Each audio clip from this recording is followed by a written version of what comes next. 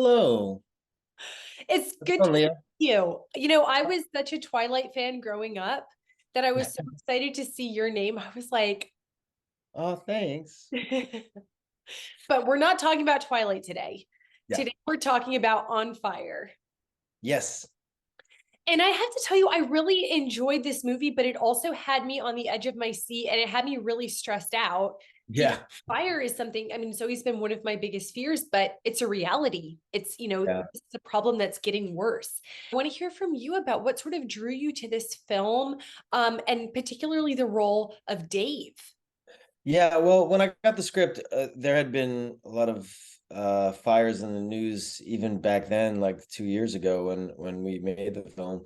I think it was November 2021.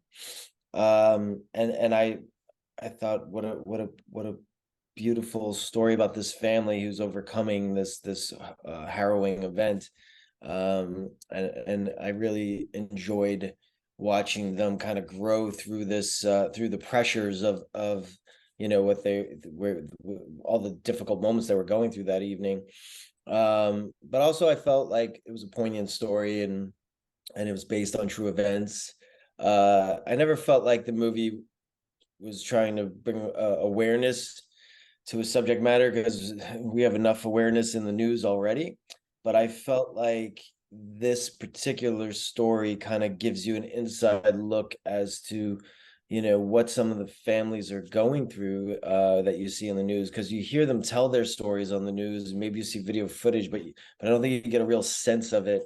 And through this film, I'm hoping that when people watch it, they look at it and go, well, God, I don't want my family to ever have to go through that, or anybody I love, or anybody I know, or what a horrible experience. And maybe we can come together as a community and try to figure out how to curtail some of these fires. I don't know the answer, but I know that as human beings, we've overcome a lot more. So I think if we put our minds to it, we can do that, and put us, how to slow these fires down and figure out ways to protect our homes and protect each other. Such a tragic event that just happened in Maui, but the overall umbrella of this film to me felt more like a throwback to a family survival film. So that was interesting. But under that umbrella, there's a lot of takeaways. So one of them being that at the end of the film, we try to celebrate and give respect to 911 operators, first responders, firefighters, for putting their lives on the line, and for the jobs that they do. There's a really nice arc of a 911 operator in this film, so you get to see how, their heroism. A lot of times, they're not really thought of, because you think of firemen going and running into a burning building, and police officers, but 911 operators have a very stressful job because they have other people's lives on the other end of that phone, and a lot of times they don't know what happens to them, and they have to move on to the next caller and the next caller and the next caller. And this girl in the film plays a 911 operator. Her character has only been on the job for a few weeks, and then all of a sudden she finds herself at ground zero of this tragic event and trying to do the best she can. um which is an interesting watch to see her arc and how she helps our family.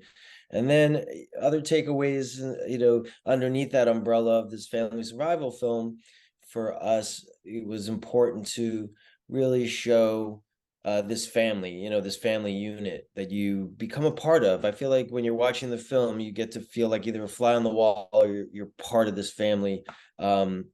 And this family, in the old throwback survival films, the patriarch of the family is always the hero. But in this movie, they're a family unit and they're helping each other. There's each character, my character, my wife, in the movie's character, she plays a woman who's 8 months pregnant, Fiona Dourif. Ooh. And to me, she's the biggest hero of the movie. Eight months pregnant, she's running through these fires and smoke. And then Asher Angel, who plays my son, has heroic moments. And my character's the dad. He's doing the best he can, but he doesn't have all the answers. And I love how they lean on each other, and I love how they keep each other going. And then another great takeaway is, being able to have faith and being able to, know that a higher power is going to look out for you, and to ask for that. There's a moment in the movie where they're praying, and then the fires kind of start, they're going through this really horrible road of fires, and they don't know if they're going to make it, and they start praying, and then the fires just start to fade out, and they get to their home, and it's been untouched, and it's almost like a miracle, and it is, and I believe in miracles. I believe in a higher power. I believe that, it's important to have spirituality. So this film gives a little bit of that takeaway as well. And yeah, just the family dynamic, that family unit dynamic. I really think that's an important takeaway, because in the beginning of the film, my character, he's saddled with all the stress and pressures of finances. He's got a dad who's sick. He's got a wife, who's having a baby. He's got a new business, and he's got a son who's going to college. He doesn't know how to pay for that. And then this fire breaks out, and all of those mountainous issues become anthills compared to surviving the night with his family. And I think, at the end of that journey, he walks away feeling like, if I could get through this night, we could get through anything as a family. And I think that's an important takeaway too. Yeah, you definitely learn your priorities and what matters Yeah. to you. And I think that is definitely something I took away from the movie. It really puts everything in perspective. Did you hear from first responders and firefighters who have seen this movie? Because as you said, this film really does honor them, and it also highlights their stories. And like you said, sometimes they can sort of disappear to us, right? We don't think about them. Yeah, we've had firefighters watch it, and they've been very proud of the film. We dedicate this film to them at the end of the movie. And